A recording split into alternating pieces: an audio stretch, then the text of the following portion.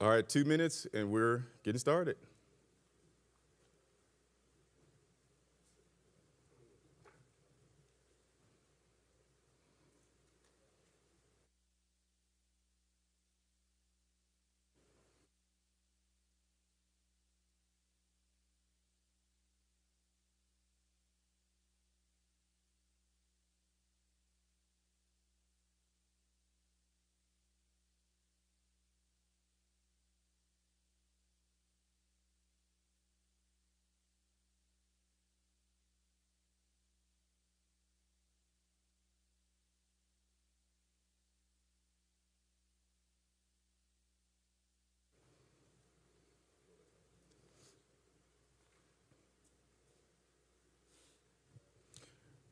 Well, I want to welcome everybody and thank you for being here this morning. I'm Reverend Mark Davis here at Redemptive Life Christian Fellowship Church. I'm excited for a couple reasons because I get to hang out with the fellas and share a little bit about some things that I've learned. I'm also very excited literally because this coffee that Parrish makes is extremely strong. So literally excited.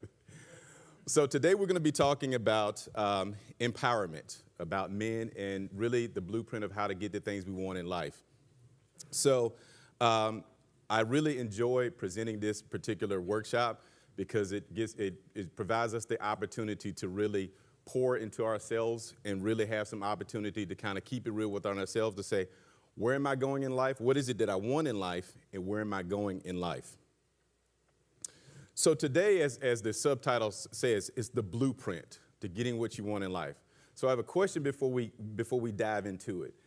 How many of us, if I said, I could show you the blueprint to getting exactly whatever it is that you want in life. How many, raise your hand if you would say, I will sign up for that.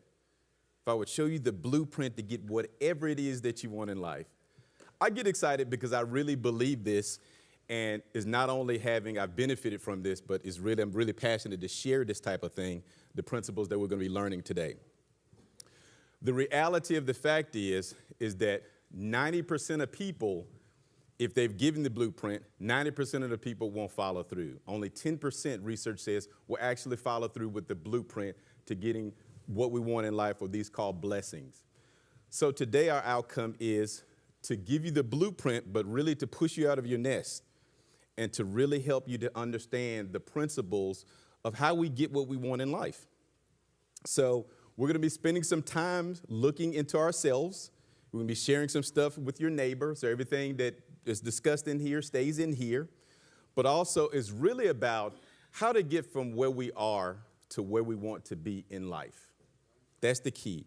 How to get from where I am to where I want to be in life. And I promise you, if you apply these 11 principles we're going to talk about today, I've been a beneficiary of it, and the people who I've followed and studied and respect, who are the quote-unquote greats and successful people in life, implement these principles that I'll be sharing today.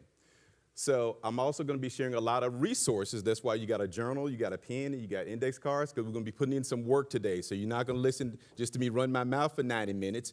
You're going to be pouring into yourself. You're going to be sharing some stuff with your neighbor. We're going to be very transparent with ourselves in order for us to go from where we are in life to get to exactly where we want to be. So this is going to require us to be vulnerable, honest, and sincere. And as people say, keep it 100 with yourself. All right. So I want to talk a little bit about how I got into this concept. So back in 2019, I had the privilege of going to West Africa, to Ghana.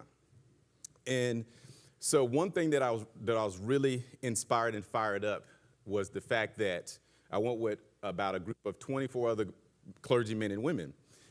So I was really fired up because I saw how the people were living with a certain level of faith. It means if I make handbags, I'm trusting God every day for me to sell these bags to be able to provide for my family. And I started to think, what if I live with that kind of faith? Like here I am, I'm making over 100 grand, I drive a nice German luxury vehicle, but I ain't living with that kind of faith. So I said, what if I live with that kind of faith? So another thing, when I got back, I started to think about, what is my why? What's my purpose in life? How many of us, raise your hand to be real with yourself? Because at the time, I didn't really understand my purpose in life. How many of us know our true purpose in life? Like I'm clear cut, this is my purpose.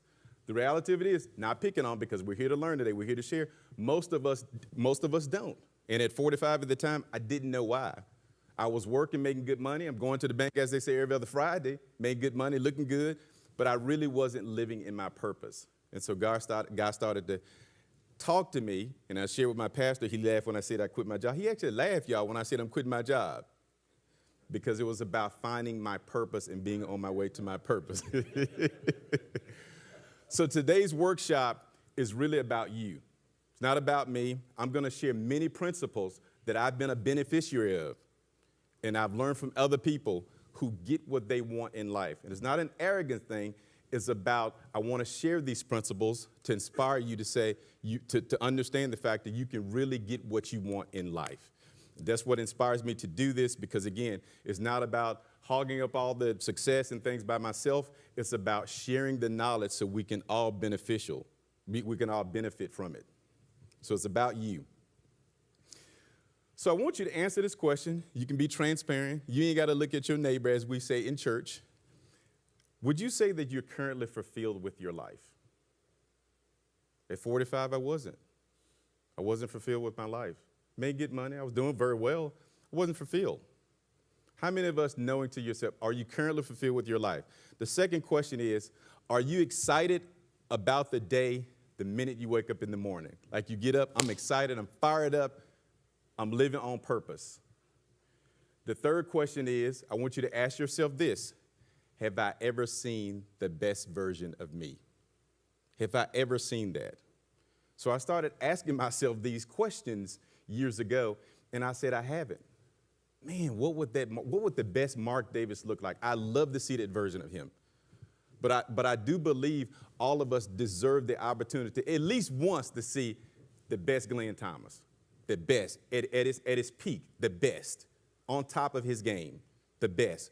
And I said, I can't be the only one experiencing this or feeling this way, because many of us have not had the opportunity to see our best self. So the fact of the matter is, for most of us, the answer is no. So how do I get what I want in life? What's the blueprint? It's a combination of things. One fact, no disrespect: intelligence has very little to do with it. Has little to do with it. You're looking at someone, I told someone the other day, you're looking at someone who graduated undergrad with a 1.9 GPA. The Holy Spirit said, let's just round him up and get him on out of here, Lord. Let's just get him on out of here. In fact, research says intelligence has very little to do with it. In fact, research suggests that success is determined primarily by the individual's desire. Desire is one of the first key principles of us getting the things we want in life. So let's get ready to get these blessings. Let's get ready to talk about how do we get these blessings that we're going to be talking about today, Mark. Okay, so the journey on the way to getting these blessings is self-discovery. It's part bravery, but it's also living with purpose and understanding that it requires, in order for me to get these blessings, is going to require change and me doing something different than the way mama them, cousin them, whoever did over the past several years. I have to do something different, and I have to be willing to change.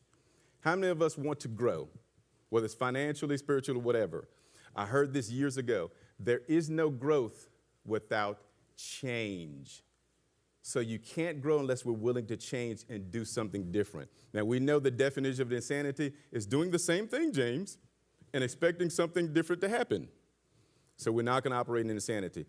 So it's time for us to start thinking about how can we be successful and get what we want in life. So based on all of the research I've done I've been in the self-help industry. I was just telling my brother here a little while ago, I've been in the self-help industry since about 2016. And so I dove into this stuff, and I said, wow, this stuff really works.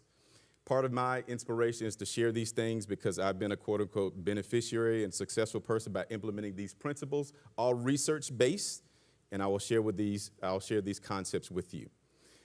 And so if you implement these principles, I congratulate you in advance.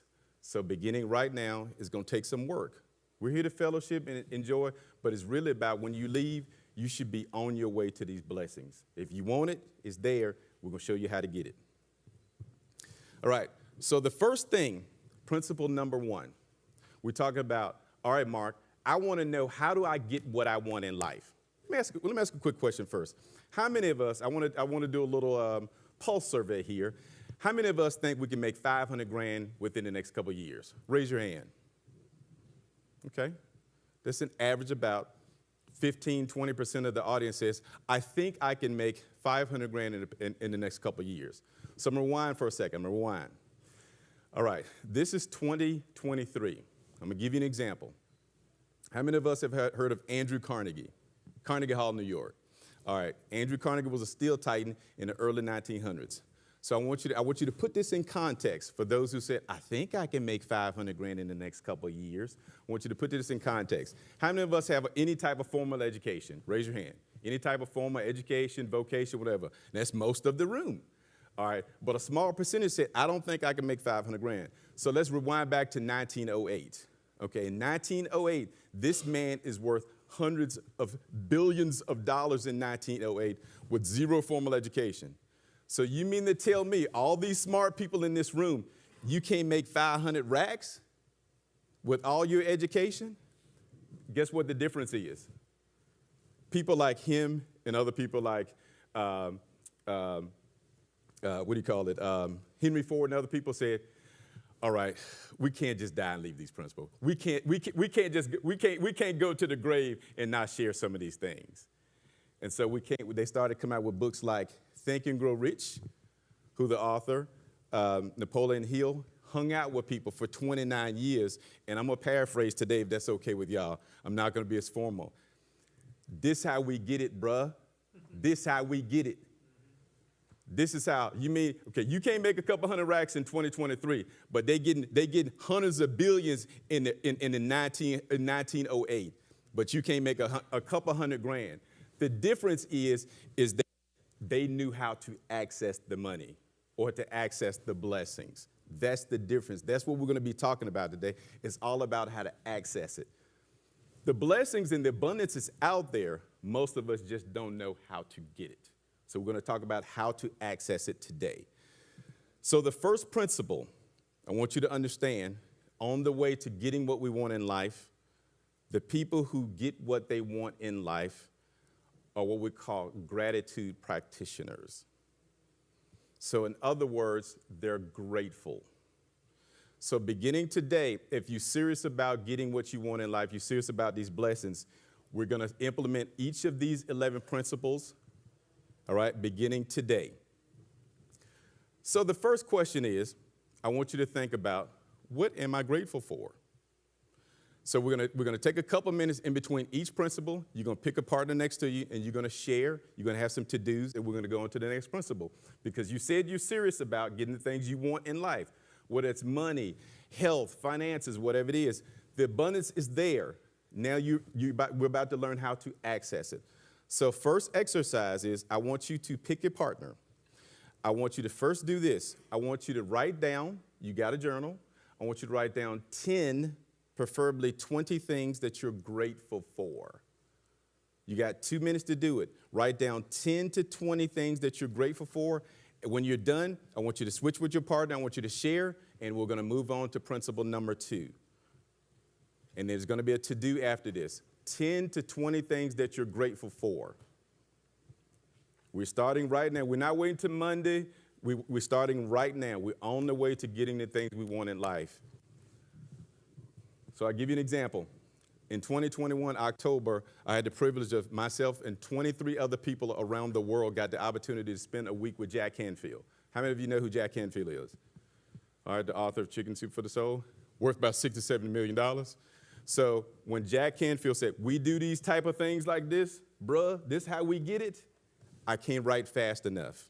I'm sharing some of these concepts that I learned from him and other people I've been fortunate enough to spend some time with.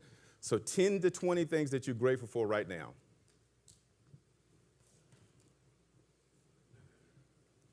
Easy to do.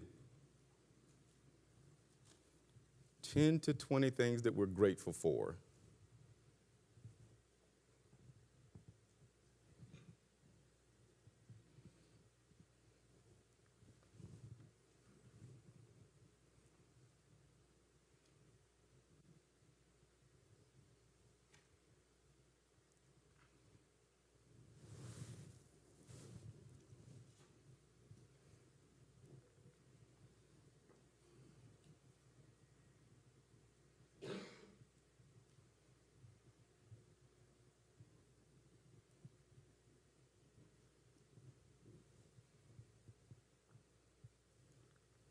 Y'all acting like y'all taking the bar exam. 10 to 20 things that I'm grateful for.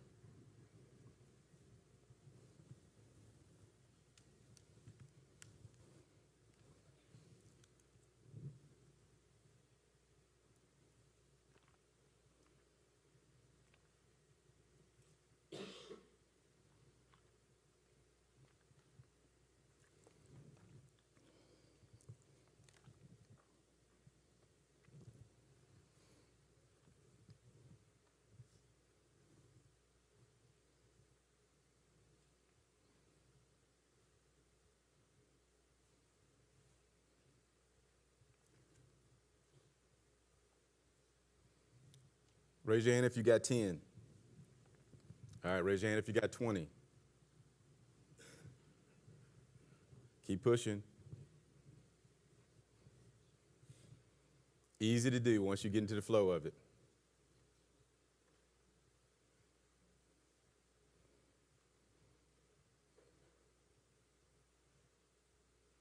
I'm grateful for that hairspray that Barbara put on me. She said, don't show my thin spots, Camille. I'm grateful for it.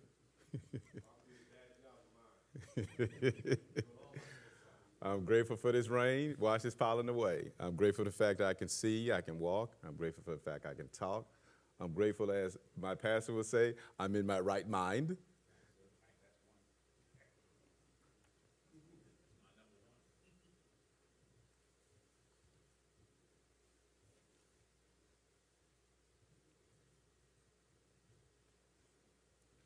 All right, so now I want us to take 1 or 2 minutes. I want you to share at least 5 of them with your partner and then switch and share. And why are you grateful for these things? And we're going to move on to concept principle number 2.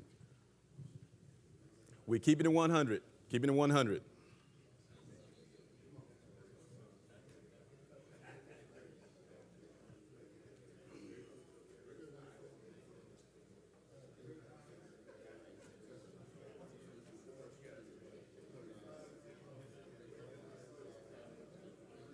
All right, you got to pick a partner, share, and switch.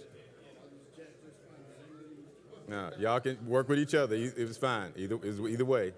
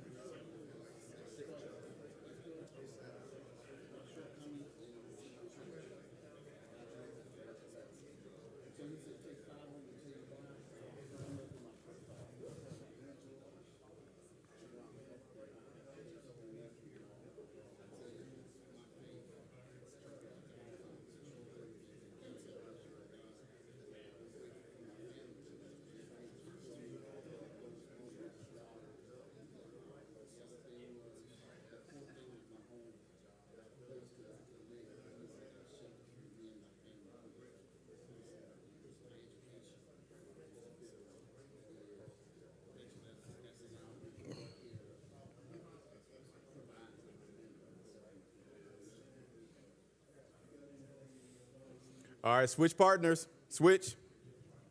Share a few more, and we've got to move on to number 2.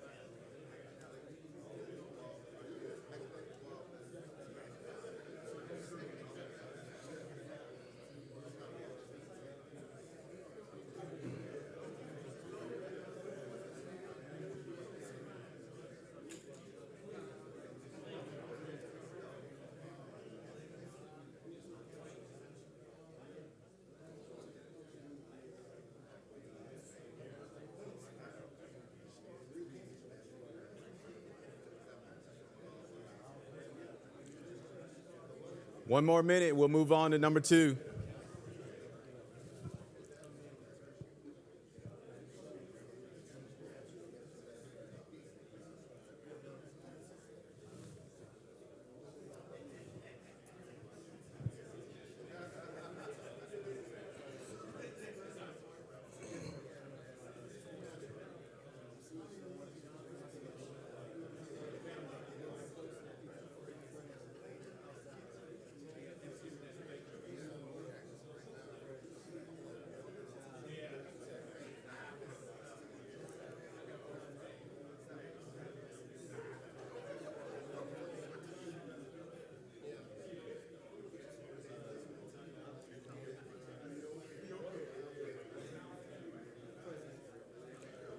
All right, let's bring it back.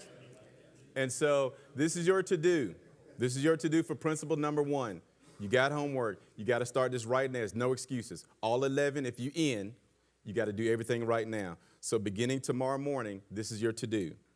The minute you wake up in the morning, before looking at this rectangular device, I want you to write down 10 to 20 things that you're grateful for every morning the minute you wake up. Don't trust me. Process, research-based. We're talking about people who've gotten it, right? Happy to say I'm in the club now, I think. But we want to talk about getting what we want in life. So it's all non-negotiable. If you in, all 11 principles. So tomorrow morning when you wake up, you got to write down 10 to 20 things that you're grateful for beginning tomorrow morning. The key is to understand that we set the tone for our day instead of letting the day set the tone for us. How many of us, when we go to work, you met somebody and say, good morning, how's it going? Oh, it's going. It's going. They obviously have let the day set the tone for them. People who get what they want in life, we set the tone for our day, and it begins with gratitude. That's the first principle. 10 to 20 things every day. Principle number 2, people who get what they want in life. We're talking about getting these blessings. We operate in faith. We operate in faith. Back in 2011, I was out of work. My friend Dwayne probably remembers this. I was out of work in between jobs. I finally got my big break as a program director at a program in DeKalb County. But I was really on, as they say, skating on fumes because I was on unemployment. I remember it was my first week. I remember my second week. It was a Tuesday afternoon. And I went home, and I looked at the gas needle in the car, and the needle was behind E. How many of us got that T-shirt? Don't act all formal because you're in church now. I know I ain't the only one. The needle was behind E. So I told myself, I said, Lord, I don't know how I'm going to get to work tomorrow because I'm broke. I'm behind E. So I go to bed, get up in the morning, and I said, okay, Lord, how are we going to do this? He said, Mark, get up, get dressed, go to work. I said, bruh, I ain't got no money, no gas. Mark, get up, get dressed, go to work. I said, all right, okay. I don't know how this is going to work. So I get in the car. I don't even remember the first 10 minutes because I'm driving like this. I'm just looking at the gas needle. I'm just stressed out. But every corner was a touchdown. I'm like, hey, God really works in supernatural because I'm clearly out of gas. So I remember I get to Highway 78. Wisdom said, okay, go ahead, get in the right lane in case something go down. About a mile later, car cuts off, out of gas. So it's fall 2011. I get out of the car. It's cold. It's like 8 in the morning. I'm like, I told you, how I'm going to get to work now? So I said, okay, I don't have the time because I'm the program director. I got a management meeting with my staff Wednesdays at 10 o'clock. I'm the big boss now, right? So I said, I can't be late. I can't not go to work. So I go into hustle mode. I remember I had 86 cents in my ashtray in the car. So I said, I'm going to take this 86 cents. The gas wasn't $3 a gallon then. So I'm going to take this 86 cents. I can find a jug, Reverend, and I can walk down to the next exit, Mountain Industrial. I can get some gas, get back, put it in this car, and get to work. Before I could take a step, a guy pulled over. He said, hey, bro, you need some help. I said, sure. He said, I was going 78 East, and I got off the exit to turn around to check on you. I said, okay. I said, if you do me a solid, if you drive me down, I'm trying to get some gas, bro, trying to get to work. He was a nice guy, so I said, if you really do me a big favor, you can take me on to Clarkston. He didn't know my situation, but I said, if you could drop me off. He said, no problem. So he dropped me off. We pull up to the office, 8:30. I'm well on time. I stick out my hand to shake his hand. It's a $20 bill in his hand. I had to straighten myself up before going into the building from crying because I said, you did your thing. You did your thing. You got me to work. So after my meeting, the training coordinator came up to me. She said, hey, Mr. Davis, we're going to McDonald's. You want anything? I said, yeah, give me the 2 cheeseburger meal, but bring me back my change now. Put it in that Honda. Wednesday, Thursday, Friday, got me to work Friday, which was payday. It was because I operated in faith. People who get what they want in life, we have to demonstrate a certain level of faith. I couldn't see how I was going to get there, but I operated in faith. That's what we have to do. Your activity right now, I want you to pick a partner. I want you to ask these 3 questions. You can see them on the screen. Keeping it 100 with ourselves. In what ways have you been playing it safe? What is it about you that makes you stay in your safe place. He getting too big for his britches, so I'm going to bring it down. If we scored faith like credit, James, would you be a 480 like I did when I went to the Infiniti dealership that time? Or would you be at an 850? If we scored faith like credit, what would your score be? I want you to keep it 100 with yourself. Pick a partner, take 2 minutes, share, and then switch. 3 questions. We have to operate in faith if we want to get what we want in life.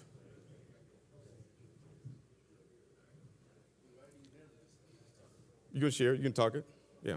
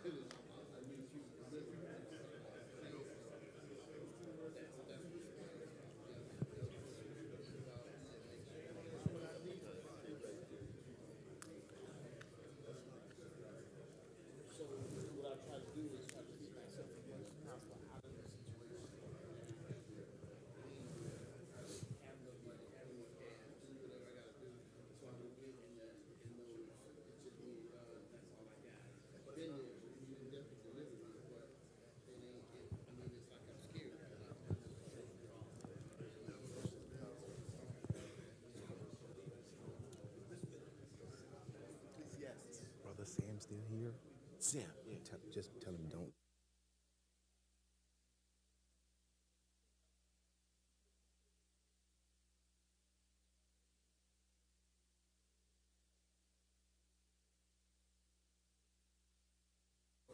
All right, go ahead, switch partners. Ask the other 3 questions to your partner.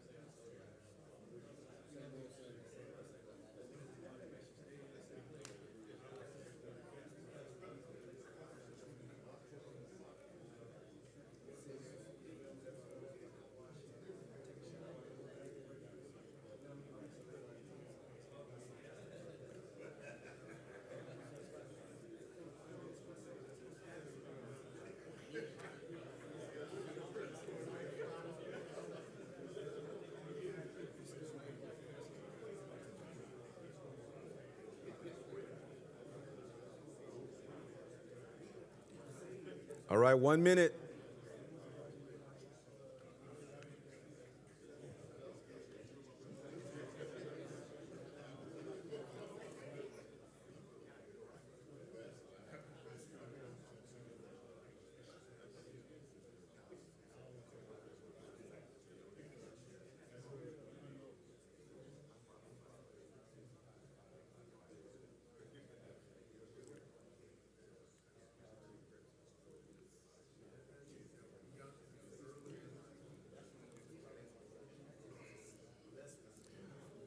All right, let's bring it back in.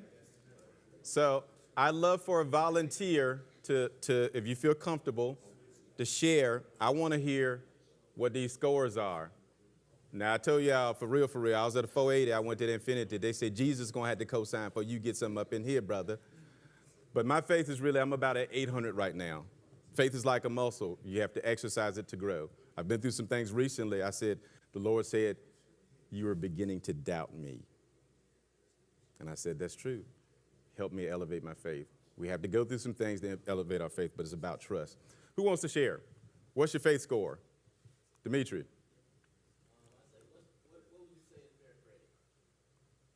It depends. Some you can get a house at 620. Some say we sign you 580. All right. Is that 600? Okay.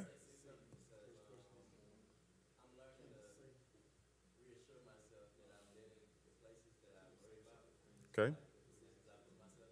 Okay. Okay.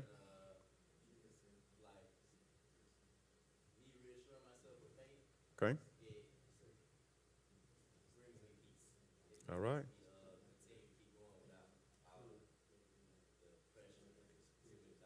All right. I appreciate you keeping it real. Give him a round of applause. We got a little something, something for you. We got a little something, something for you. We'll share that with him. There you go. All right. So, Brother Herb wants to go next.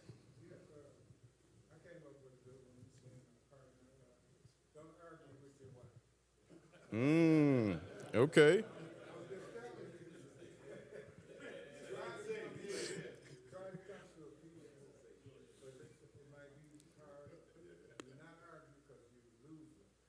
All right. Brother Glenn. The faith score was 480. I'm sorry. Brother Herb. I said 400, and I said that because I generally only exercise my faith when I'm in trouble or when I'm down. I don't. When God is blessing me and I'm in good space, my faith is like the last thing on the radar, and I generally only try to access that when I'm in trouble. My behind is on fire, or I'm facing something daunting, and only person can handle it is God.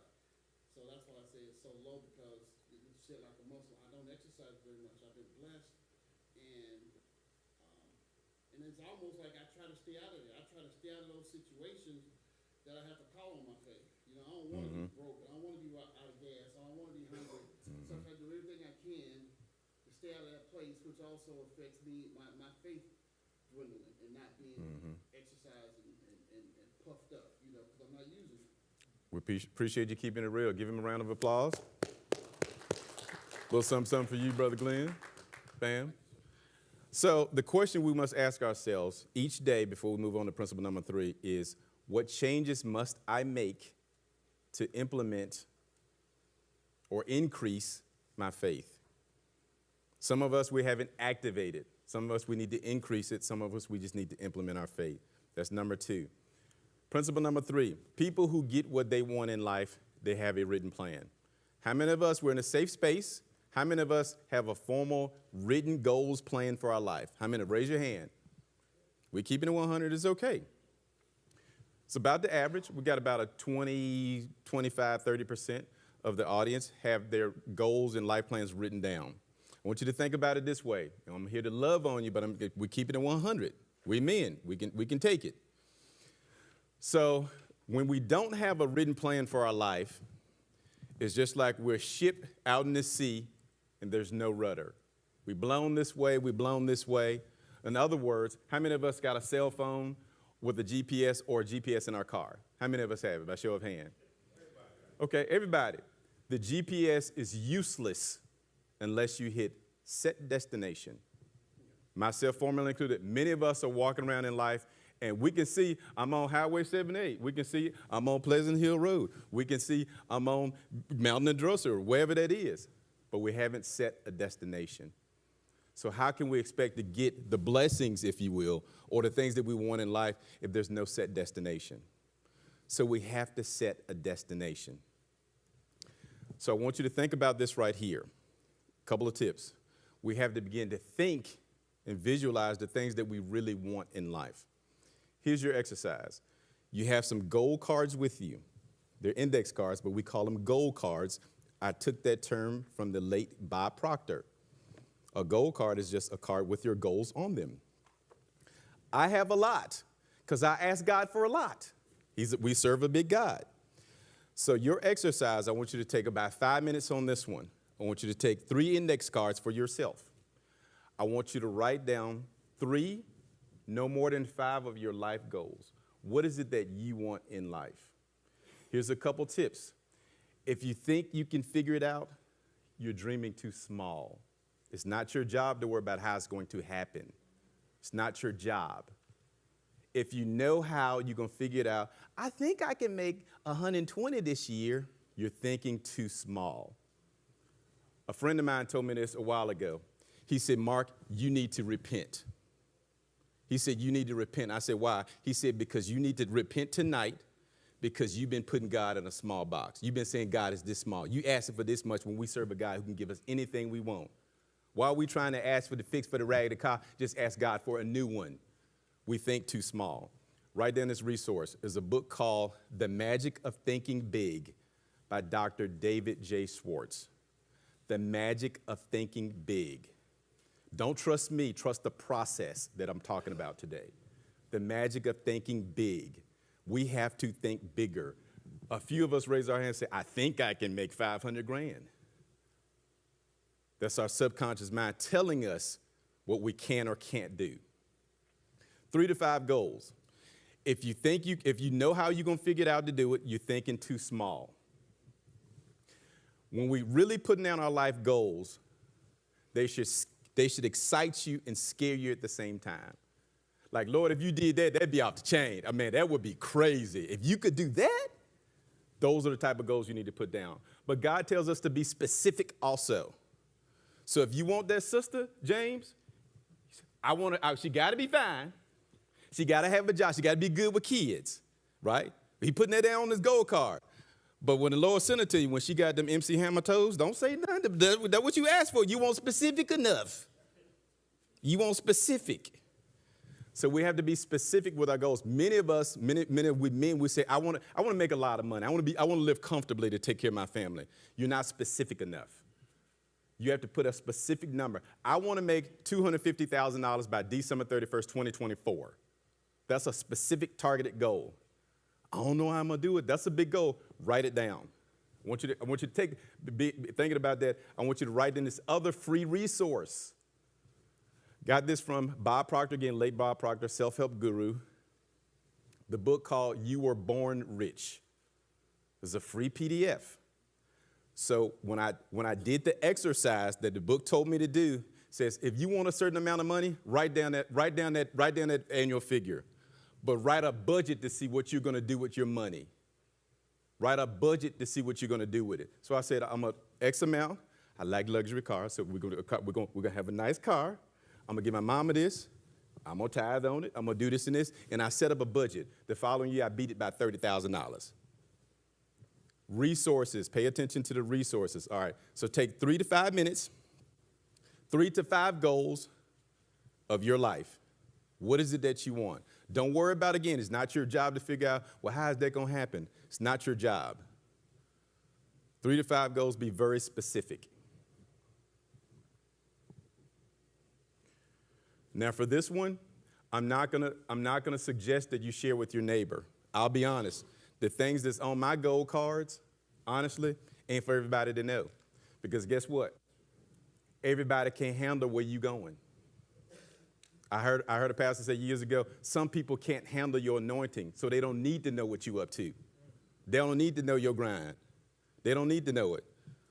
Good friend of mine, after I published my book, he said, man, you didn't tell me you was writing no book. I said, the Lord told me to shut your mouth until the published date. Shut your mouth. Because you can't tell everybody, man, I'm about to write this book and this, because everybody's not praying for you. Everybody's not in your corner. So sometimes you just got to, and just handle your business. So write down your goals. This is your life. This is your life. It's time to get it. It's your time. The blessings are out here. It's about whether you want it or not. We're talking about how to get it. It's not an if. It's not. The blessings, they're waiting on you. While you're doing that, I'm going to share something in this book, Think and Grow Rich. You can see I read it a lot. Page 138, it says to us, page 130 of the original text, written in 1937, it says, to you, Brother Herb, why did you reach that decision a long time ago? The money was waiting for you all the time. 1937. We're talking about people who billionaire back then. This is how we get the blessing. The money waiting on you. If we're talking about money, if that's what you want. Money's great. It's a great resource.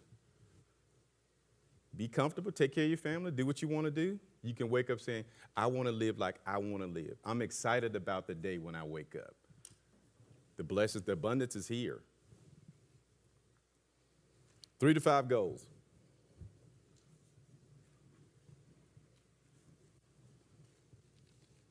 We way past due, way past due.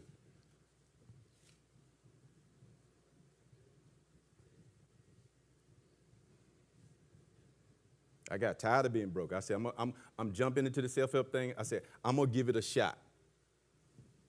Learn these principles, and the God we serve, I said, psh, if I can get it, anybody can get it. Depends on what you want in life.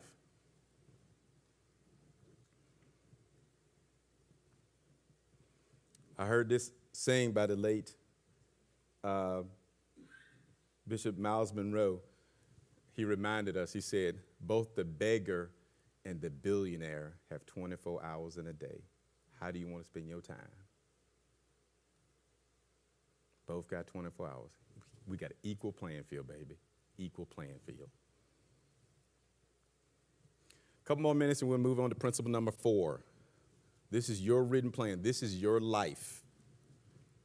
It's time. You serious about it? Let's get it.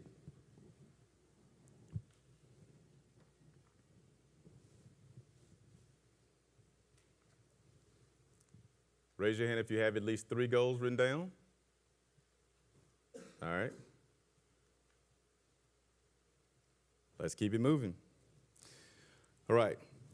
For your takeaway, all right, I'm taking this from not only the book Think and Grow Rich, from the book called The Success Principles. Write that down. The Success Principles by Jack Canfield. Read your goal card or cards the minute you wake up in the morning, at minimum, and before you go to bed at night. Don't worry about this seems crazy or whatever. I want you to trust the process.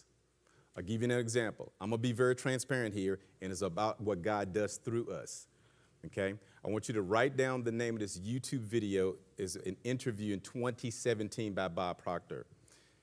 So you can write it down, YouTube videos. Bob Proctor, How to Visualize and Think and Grow Rich by Reading. I met a man at the gym in early 2019, February 2019, and he said, I'm a business coach. I said, great. I said, how much do you charge? He said, I charge $1,000 a month. I said, okay, that's the end of this conversation. But he was nice enough to give me his cell phone number. He said, let's keep in touch. One Sunday, he sent me a text. He said, watch this every day. I said, if this man charged $1,000 a month as a business coach, and if he's telling me to do it out of kindness of his heart, I'm going to do it. Part of the video is an hour and 9-minute video. Bob Proctor says on there, it's talking about the subconscious mind visualization. He says that whoever watches this video every day, I guarantee you'll double your income. The following year, I more than doubled my income. Because it's about implementing the things that he's talking about. If we're serious about it. Question. Bob Proctor, How to Visualize and Think and Grow Rich by Reading. He's interviewed by a guy named Matthew Catalin.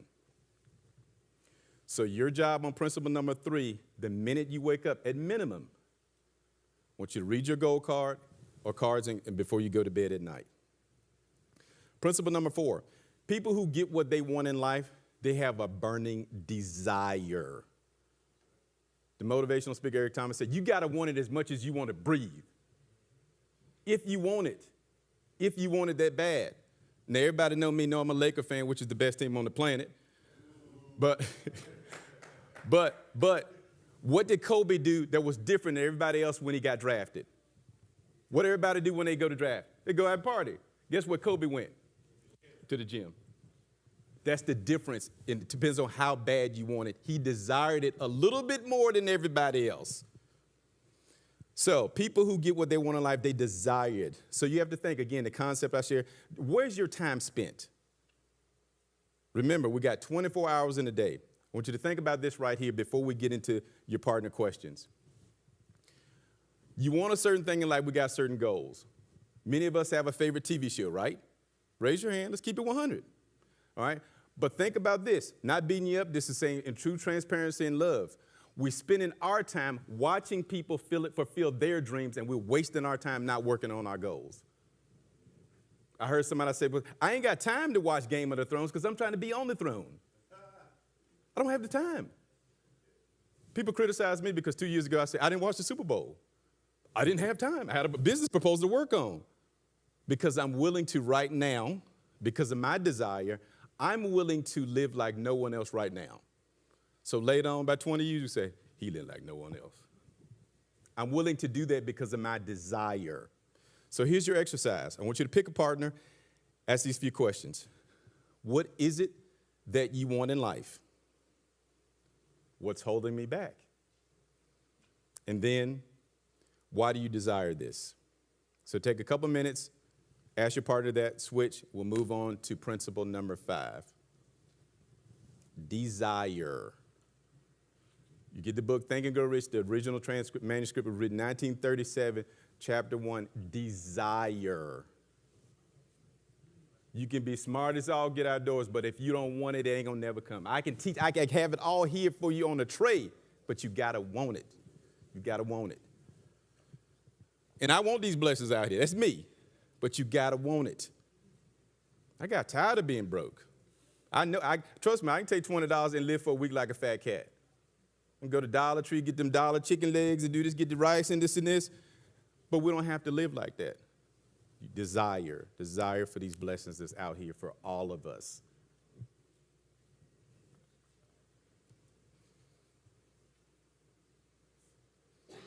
If I desire it, what's holding me back? Now, for us men, I'm saying in transparency, sometimes it's other things that us holding us back. We'll talk more in there about some of the upcoming principles. Other things that's holding us back. Sometimes it's ourselves. We had in this series at our church, Pastor knows this, because he spoke to me. He said, what must I release to increase? Sometimes it's a person. Sometimes it's a liquid. Sometimes could be a substance. But what's holding us back? So I want you to talk with your partner for a couple minutes. We're about to move to the next principle.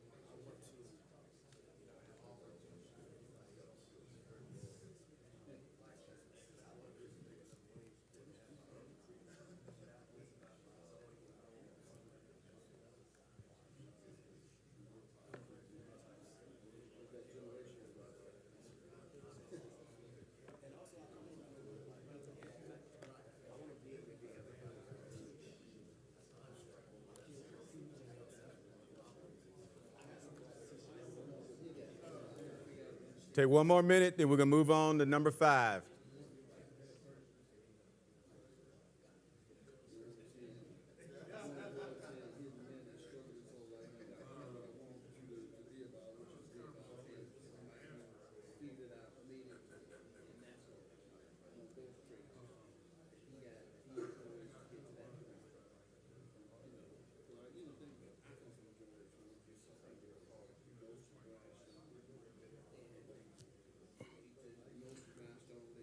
All right, let's bring it back together.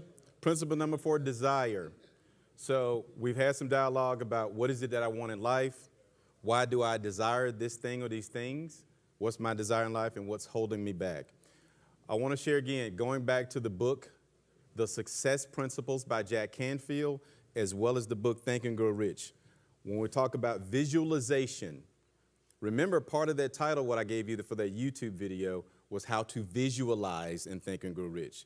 We have to spend, what you're to do is, you got to spend some time every day simply visualizing. Remember, trust the process here. The process works. Every day I want you to spend at least 5 to 20 minutes, just start off, be consistent, visualizing about your dreams. The book Think and Grow Rich puts it this way: I will concentrate my thoughts for 30 minutes daily upon the task of thinking of the person that I intend to become, thereby creating in my mind a clear mental picture of that whoever. I have to have the picture in my mind. In 2008, I did a half Ironman triathlon. People said, black people don't swim. And I said, I saw myself crossing the finish line. I visualized it. I put in the work. I visualized it. You have to spend time every day, principle number 4, visualizing the person that you want to become. People say, you want to be a certain position at work? Act the part. Act the part. Visualizing the person that you want to become. That's your to-do for number 4. Number 5, people who get what they want in life, they're very attentive to their circle of 5. Research suggests this. If you want to know, Camille, what your income is going to be in the next 5 years, simply take your circle of 5, take the total income and average it, and congratulations, that's where you're going to be at in 5 years, your circle of 5. In reality, if they broke, chances are you're going to be broke. If they naysayers, negative people, chances are you're going to be negative, whoever right there with them. If they movers and shakers, grinders and hustlers, chances are you can be grinding, hustling, and moving and shaking along with them. So I want you to think about this, these questions, and I want you to pick your partner and share these things. I want you to ask yourself these questions, because this is your life. Do I know someone in my circle that rejects my big ideas? How you gonna open a business, man? You ain't got no money. You know them people ain't gonna give you no loan. How you gonna do that? Do I know someone who rejects my big ideas? Does my circle of 5, do they push me into my destiny or do they hold me down? What are some things I can do to change the picture? In other words, we got to ask ourselves, if you keep it 100 with yourself, am I a chicken or am I an eagle? Because eagles fly high. They say, you know what, I'm willing to be by myself and fly high because I have this tremendous vision for where I want to go in life. Or you a chicken, we're going to peck around, keep our heads down. As long as you stay down here with me, we can't see high like that. You stay down here with us. So we have to ask ourselves, am I a chicken or an eagle? Because many of us, myself previously included, we got people who don't want to see you going where God wants you to go. I want you to stay a chicken with us. We don't want to see you up there. So you have to think about your circle of 5. So I want you to ask these questions to your partner. Do I know someone who rejects my big ideas? Does my circle of 5 push me into my destiny, or do they pull me down? And am I a chicken or an eagle? Take a couple minutes before we move to principle number 6. We're keeping it real with ourselves today. If you're the smartest and wealthiest person in your circle, might want to relook at that.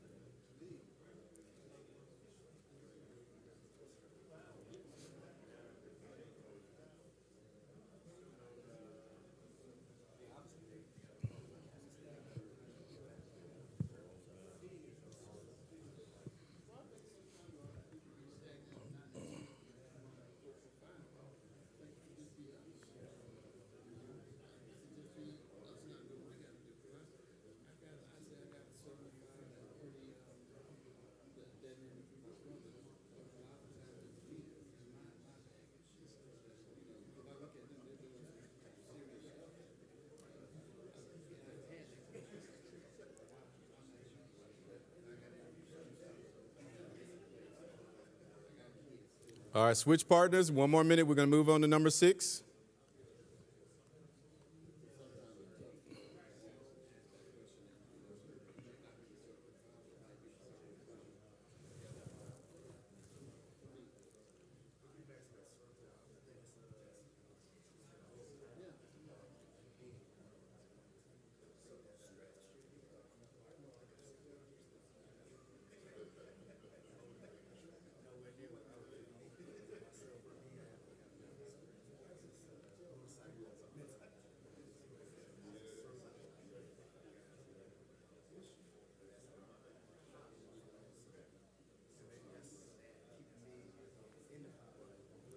All right, let's come back together. So principle number 5 is we understand if we want to get what we want in life, we have to pay attention to our circle of 5. So I encourage you to revisit your circle of 5 because the fact of the matter is that it could really be holding you back from the greatness that lies within you. Chapter 2 of my book, Burning the Boat, says, you've shrunk yourself to make those around you more comfortable.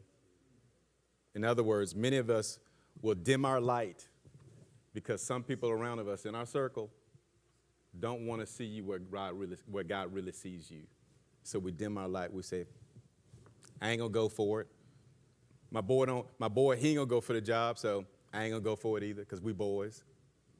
I'm going to dim my light to make those around us more comfortable, which is one of the most foolish things we can do. So your to-do is revisit your circle of 5. Sean. Another thing is, if you're the smartest person in your group of friends, you might be the champ. There you go. You said it best. You're the smartest or the most successful. You're not growing, chances are. Here you go, brother. Chances are you're not growing. So we really have to revisit our circle of 5. In my circle, everybody's not black. Everybody's not a man. And a lot of people make way more money than I do. And I learn a whole lot from them. And for a while, I was intimidated. I'm like, oh, this person makes X number of millions of dollars, but I learned from them. So I'm growing. It's about growth because I want to change and I want to grow. Number 6, people who get what they want in life, they dream big. I shared a couple of resources with you. Chapter 3 of my book says, respectfully, your dreams should excite you and scare the hell out of you at the same time. When you're dreaming big enough. When you're dreaming big enough. So I want you to ask yourself, your partner, this question here. I love this one here. What would my 90-year-old self tell me that I should be doing right now? That's question number 1. Question number 2, who are my dream killers? Am I dreaming big or small? I want you to ask your partner these 3 questions. What will my 90-year-old self tell me? Donald, brother, you should have did this and this and this when you was 45 or 50. Should have stayed single. For many of us, it's like when you look back, if you're 90, 99, and you're facing them pearly gates, you don't want to look back and say, I should have tried to open that business. I should have took a year off and went backpacking in Europe. Whatever it is, do we really want to go out like that? I believe we owe it to ourselves one time. What will my 90-year-old self tell me that I should be doing right now? Who are my dream killers, and am I dreaming big or small? Share with your partner. We'll keep it moving. Yes? Is that 90 or 19-year-old? 90. 90-year-old Dwayne Newby. What would I tell myself today? Brother, you should have did this right here. Why didn't you trust me? Kept giving you that burning desire to do this. I kept telling you, but you saying, I don't want to leave that job because I got good benefits and I'm making good money. They paid me over $100,000. I got benefits and I look good and I wear a suit and I look important. I don't want to quit that job. And God's saying, if you just trust me, I got way more for you. You can live how like you want to live.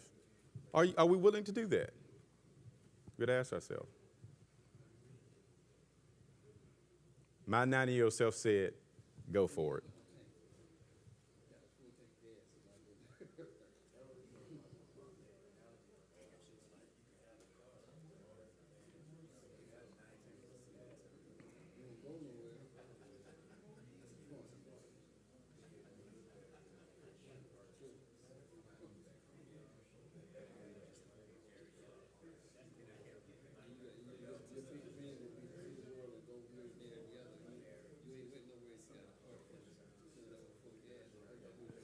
All right, we're going to keep it moving for time purposes. All right, so your to-do for this one is, number 6, dreaming big. Your to-do is to surround yourself with people who dream, not dream killers. People quick to tell you what you can't do. We should be surrounding ourselves with people who are saying, I'm with you, but let's rethink this. Or let's rethink this. It's going to be some hurdles, but let's rethink this. I'm going to help you to get there. I'll do whatever I can to support you. So remember this life checkup point. If you're not dreaming, you're not living. And if you're not living, you're dying.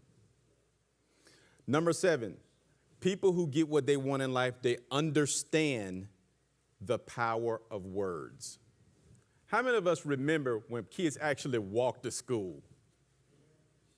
All right? When kids actually walked to school. Back in the day, this little boy went off to school. Mama sent him off to school. She go out on the front porch mid-morning. The boy sitting back on the porch. He got his head down. She's like, what's going on? You sent home from school? He got a letter in his hand. He said, my teacher said, get this to you, with his head down. And so she takes the envelope, opens it, pauses, and reads this over her son. Dear Mrs. Blank, your son Blank is too smart for the teachers here in this school. We recommend you homeschool him. So years later, this little boy, he grows up to be what we know as one of the most influential Americans in the 20th century. In fact, this guy developed over 1,000 patents internationally, 1,000 patents. After his mom died, he goes into the attic, he's cleaning out his mom's attic. Guess what? Grown man, he sees the letter. He's like, oh, snap, this is the letter I got that the teacher when I got sent home. He opens the letter and reads it. This is what the letter really said. Dear Mrs. Edison, your son Thomas is addled, meaning mentally retarded. He can't come to school here no more. You teach him yourself. Signed by the headmaster. And people say he cried literally for 6 hours in his mama's attic because his mama said, you a genius. The teacher said, you retarded, but she spoke that over him. So I want you to think about this right here. Talk to your partner. Think about this. What words do people speak over you? What words do I speak over other people? How does it affect me? How does it affect my family, my children? What words do you speak over others, and what's the effect? Share for a few minutes. We'll move on to principle number 8, the power of words.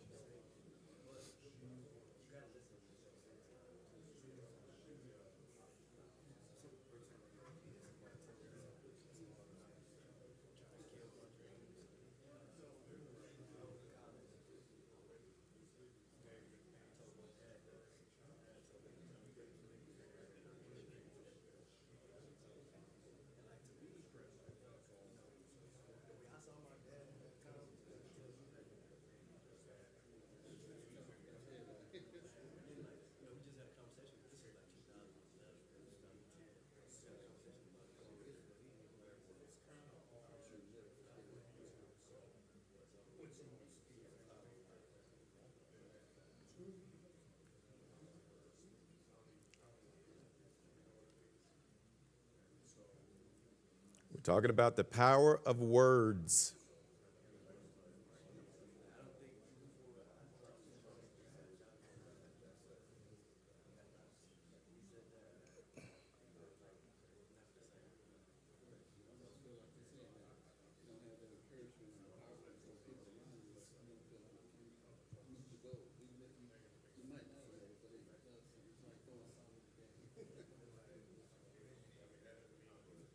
We got 18 more minutes and we'll dismiss.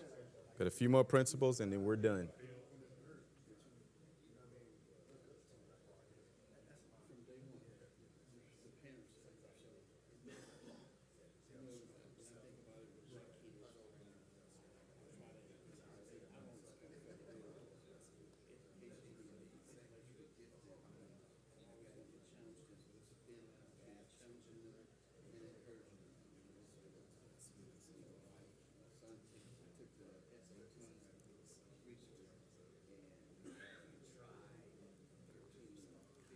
All right, let's move on to principle number 8. So I want you to remember this as far as your takeaway for principle number 7. A couple of things. This is a fact. What comes out of your mouth happens. Now I want you to look up. Look up. It's called the incandescent light bulb. Research says, scholars believe, it took him 10,000 attempts to get it right one time. 10,000. His mama said, "You're a genius." He didn't give up. So I want you to think about the power of words. So when you leave these doors, I want you to think about what you speak over yourself. Some people say, "I never win anything. I never do." And some people say, "I'm a winner. I'm a winner. I'm a champion." It's my attitude. What comes out of your mouth happens. The Bible puts it this way, many of us know it. The tongue is a rudder. Life and death is in the power of the tongue. So I encourage you, speak life over yourself and speak life and encouragement to those around you. How many of us know we men? We've seen women who are drop dead gorgeous, but her daddy told her whole life she was ugly and she was stupid. Drop dead gorgeous. But it's what's been spoken over them.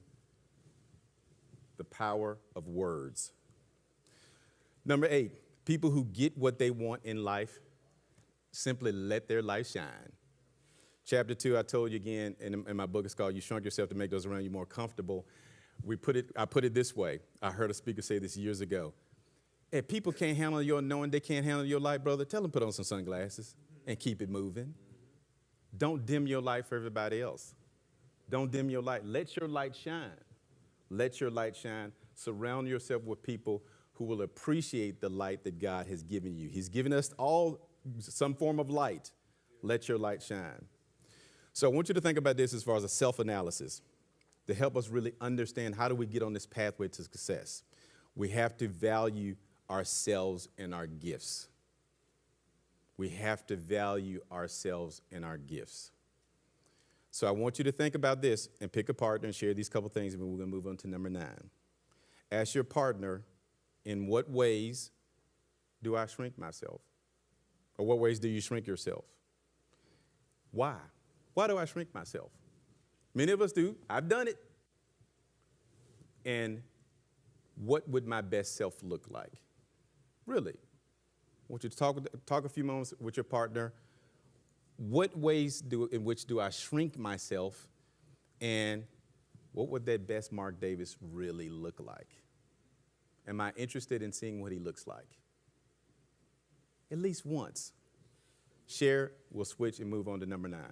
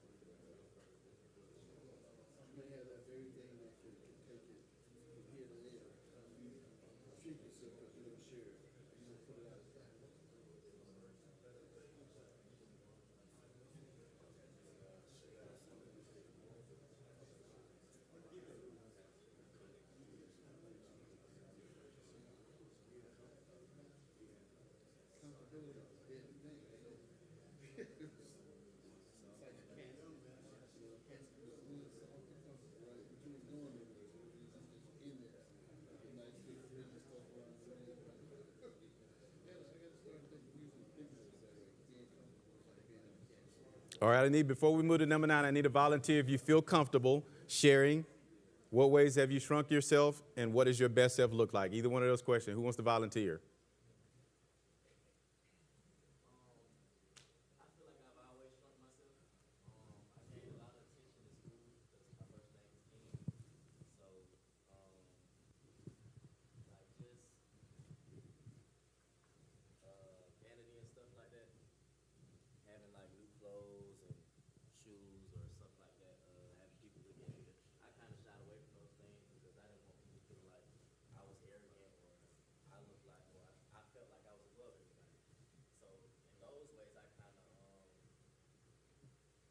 Dim your light.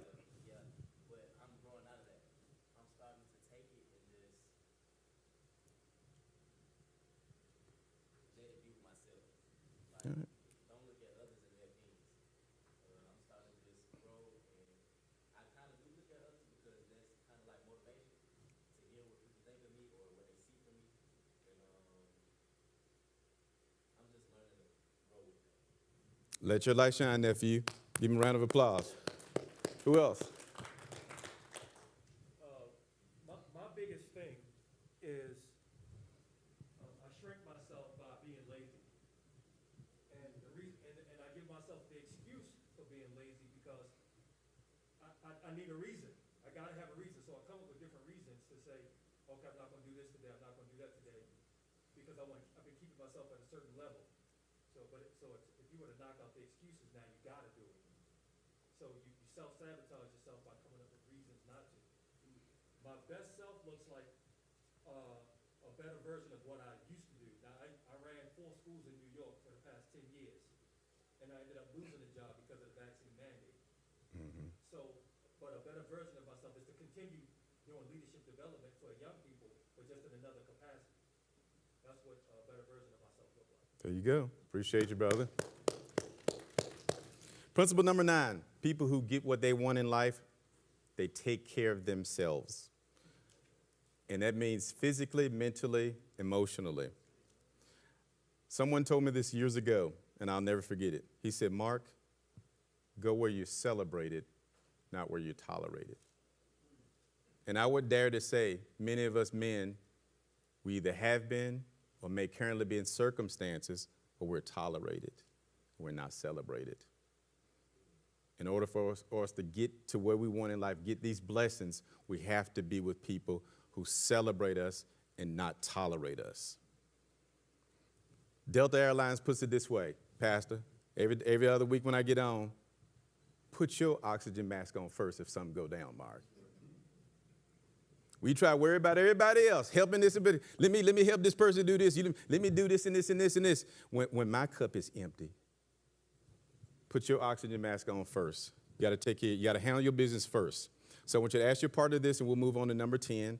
Ask your partner, in what ways do you take care of yourself mentally, physically, and emotionally? We as men, let's keep it 100. When I got divorced, the first thing I did, I say, I need to talk to somebody, because I don't want to go downtown, Wayne. I don't want to go back in the club, be down there. I don't want to be down there. I don't want to be in the club, James. I said, let me talk to somebody. Every Thursday for a year, I talked to my counselor. Some days I said, Doc, I'm killing the game. Some days I was crying. Some days I said, Doc, I just need some direction. The Bible says it's wise. So I said, I'm going to take care of myself emotionally. Physically, I'm getting myself together, but we have to take care of ourselves physically and mentally also. Ask your partner, what ways do I take care? You take care of yourself physically, mentally, and emotionally. We'll move on. 2 minutes.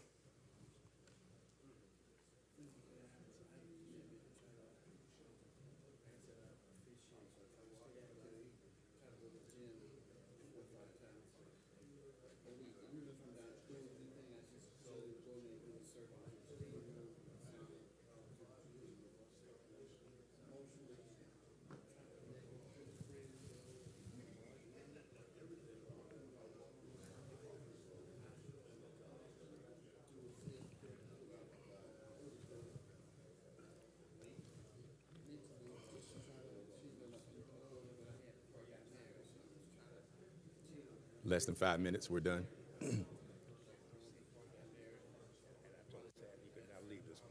Okay, he's back there. Yeah. Okay.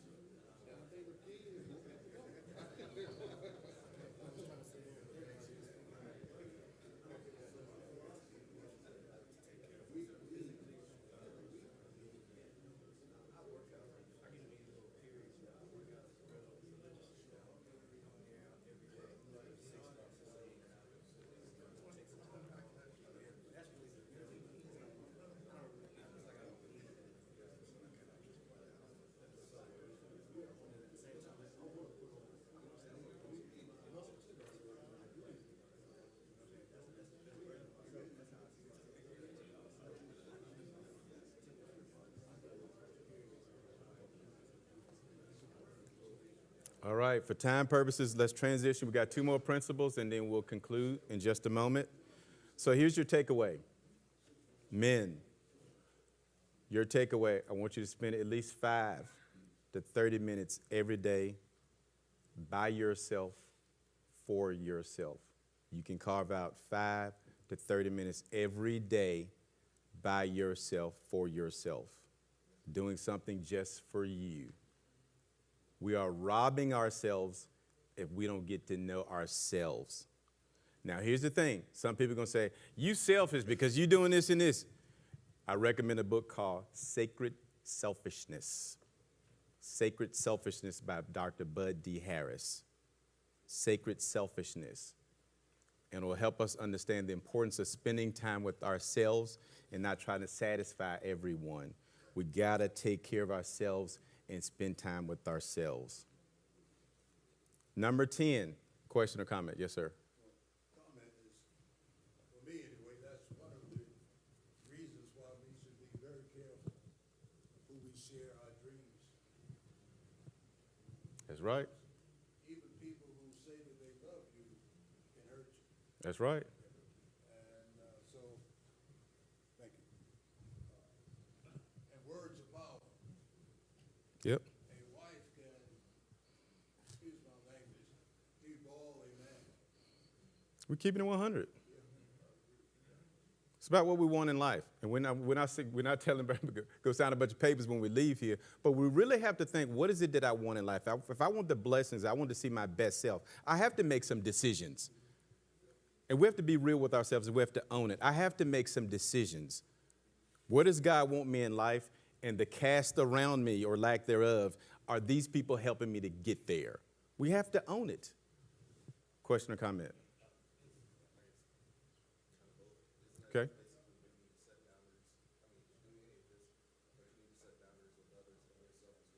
I think that's a good point. Setting boundaries, yeah.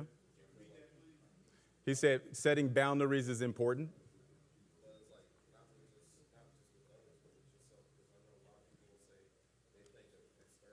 Mm-hmm. Mm-hmm.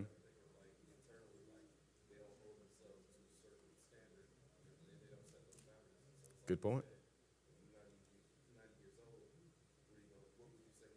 Right. Right.